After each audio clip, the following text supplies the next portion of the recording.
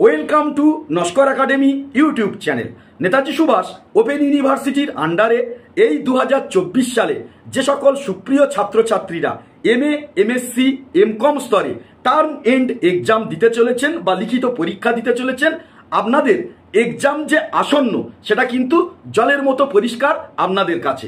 আপনারা প্রত্যেকেই জানেন যে অ্যাসাইনমেন্ট প্রক্রিয়া পুরোপুরি কমপ্লিট হয়ে যাওয়ার পর সাথে সাথেই চলে আসে এক্সাম শিডিউলের নোটিশ প্রকাশ, অ্যাডমিট ডাউনলোডের প্রক্রিয়া।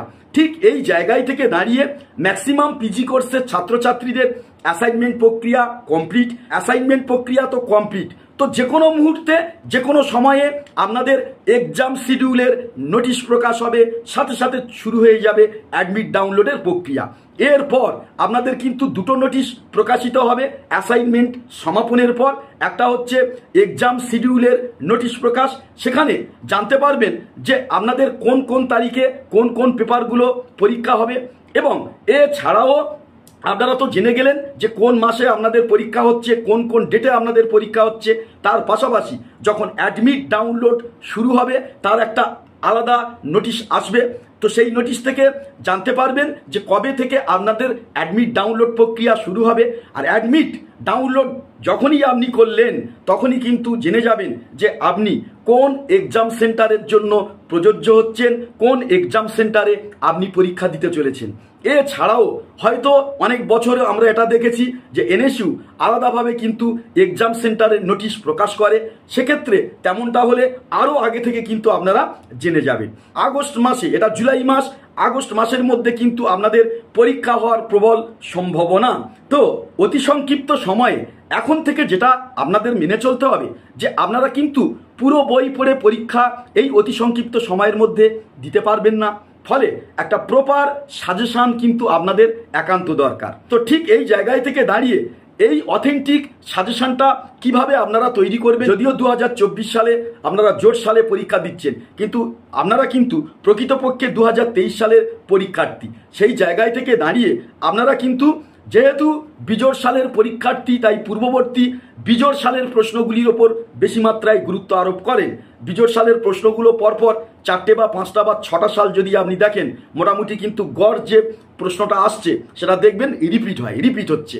ফলে এই জায়গায় থেকে জলের মতো পরিষ্কার যে প্রপারলি সাজেশন যদি হয়, তাহলে সেক্ষেত্রে আপনাদের বিজোড় সালের প্রশ্নগুলি কিন্তু আপনাদের সাজেশনে থাকছে। এছাড়াও ম্যাক্সিমাম আমরা অনেক ক্ষেত্রে দেখেছি যে কিছু কিছু প্রশ্নগুলো আছে যেগুলো অনেক বছর পড়েনি, সেটা জোড়ও হতে পারে, বিজোড় সাল হতে পারে, সেই প্রশ্নও মাঝে মধ্যে কিন্তু রিপিটেশন হয়, সেই জায়গাগুলোকে আপনাকে দেখতে হবে। এছাড়াও পূর্ববর্তী আমরা দেখেছি যে এই যে অনলাইন অ্যাসাইনমেন্ট শুরু হয়েছে তার আগে কিন্তু খাতায় কলমে লিখে অ্যাসাইনমেন্ট স্টাডি সেন্টারে জমা করতে হতো, ফলে সেই 18 মার্কের, 12 মার্কের এবং 7 মার্কের যে প্রশ্নের যে অ্যাসাইনমেন্ট ছিল যেটা লিখে জমা করতে হতো স্টাডি সেন্টারে, সেই অ্যাসাইনমেন্টের প্রশ্নগুলোও কিন্তু আপনারা ফলো আপ করবেন। তো এই প্রপারলি যদি সাজেশন করতে পারেন তাহলে কিন্তু আপনাদের অনেকটাই পরীক্ষাতে আপনাদের হাসি ফুটবে এবং ভালো পরীক্ষা দিতে পারবেন। এবারে ধরুন যে কোনো একটি পেপারে আপনি মোটামুটি সাজেশনের প্রশ্ন রেখেছেন 25টা থেকে 28টা বা 30টা। এবার বিভিন্ন বিষয়ের ওপর, বিষয়ের প্রকৃতির ওপর সাজেশনের প্রশ্নের কম বেশি নির্ভর করবে। তো এবারে আপনাদেরকে বলে রাখি, এই অতি সংক্ষিপ্ত সময়ে না কোনো একটি পেপারে টোটাল 28টা বা 30টা প্রশ্ন হুবহু মুখস্থ করা সম্ভব নয়। ফলে এই জায়গায় থেকে আপনাকে কিন্তু একেবারে অতীব গুরুত্বপূর্ণ প্রশ্নকে সিলেক্ট করতে হবে। সেই মোতাবেকে আপনারা সবচেয়ে বেশি গুরুত্বপূর্ণ প্রশ্ন যেগুলো পরীক্ষায় আসতে পারে সেগুলোকে এ হিসাবে মার্ক করুন, যেগুলো আসতে পারে নাও আসতে পারে, মধ্যম মানের আসার সম্ভাবনা, সেগুলোকে বি হিসাবে গোল করে রাখেন। আর যেগুলো আসতে পারে, আসতে পারে, আসার সম্ভাবনা কম আছে, সেটা সি মার্ক দিয়ে গোল করে রাখেন। তাহলে জলের মতো পরিষ্কার যখন পরীক্ষা একেবারে কাছাকাছি 2-4 দিন থাকবে, তখন কিন্তু আপনারা এ এবং বি গ্রুপের প্রশ্নগুলোকে একেবারে হুবহু মুখস্থ করে নেবেন। আর সি যেটাকে আপনারা মার্ক করেছিলেন এটা একবার এক ঝলক চোখে দেখে যাবেন, যাতে যদি কোনো কারণে এ বা বি চয়েস থেকে যদি আপনাদের সাজেশন বিট খেয়ে যায়, তাহলে সি থেকে মোটামুটি উত্তরগুলো একটু দেখা আছে গল্পের ছলে নিজের ভাষায়, এবং অবশ্যই করে বিষয়বস্তুর মধ্যে যাতে প্রাসঙ্গিকতা থাকে সেরকম একটা মাত্রা ধরে রেখে নামানোর চেষ্টা করবেন। আর জেনে রাখবেন 100% উত্তর যদি না করে আসতে পারেন তাহলে কিন্তু 60% পাওয়ার আশা করবেন না, বা 55 বা 50%-এর উপরে পাওয়ার কিন্তু আশা করবেন না। লিখিত পরীক্ষায় কিন্তু যথেষ্ট নাম্বার তুলতে গেলে কসরত করতে হয় এবং মেহনত করতে হয়। সেই জায়গায় থেকে কোনোভাবে কোনো মতে কোনো প্রশ্নের উত্তর ছেড়ে আসা চলবে না।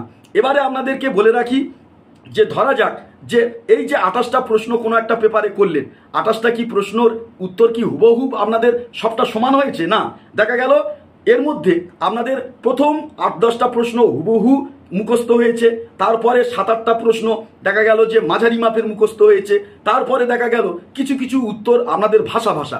ঠিক এই জায়গায় থেকে দাঁড়িয়ে কোন প্রশ্নের উত্তর কতটা ভালো মুখস্থ হয়েছে তার উপর ভিত্তি করে উত্তম, মধ্যম এবং নিম্নমান এটাকে 3টে A, B, C এই 3টে গ্রেড দিয়ে ভাগ করে রাখেন। তাহলে কি হবে, পরীক্ষাতে যখন আপনার প্রশ্নপত্র হাতে পড়বে তখনই বুঝে যাবেন যে আমি যা মুখস্থ করেছি A গ্রেড থেকে আমার প্রশ্ন কমন পড়ে গেছে, বি গ্রেড থেকে আমার মোটামুটি প্রশ্ন কমন পড়ে গেছে। এই যে দুটো গ্রেড দিয়েছিলেন এর মধ্যে যদি পুরো 100 মার্কের উত্তর আপনার কমন পড়ে যায় তাহলে ওখান থেকেই আপনারা লিখে দেবেন সি গ্রেড, বা সি যে ডিমার্ক করেছিলেন ওর মধ্যে আর যাওয়ার চেষ্টা করবেন না। ফলে এইভাবেই যদি পরিকল্পিতভাবে আগে থেকে স্ট্র্যাটেজি বা ট্রিক্স ফলো করতে পারেন তাহলে কিন্তু পরীক্ষার হলে আপনার বাজিমাত। তো অনেকগুলো টিপস আপনাদেরকে দিলাম, আরও প্রচুর টিপস আছে, সেই টিপস নিয়ে আরেকটা আমি আলাদা ভিডিও করব। তো ফলে চ্যানেলে নতুন হলে পরপর ভালো সুন্দর টিপসগুলো পেতে এবং অফিসিয়াল আপডেট, প্রেডিকশন আপডেট পেতে আমাদের চ্যানেলটি সাবস্ক্রাইব করে রাখবেন।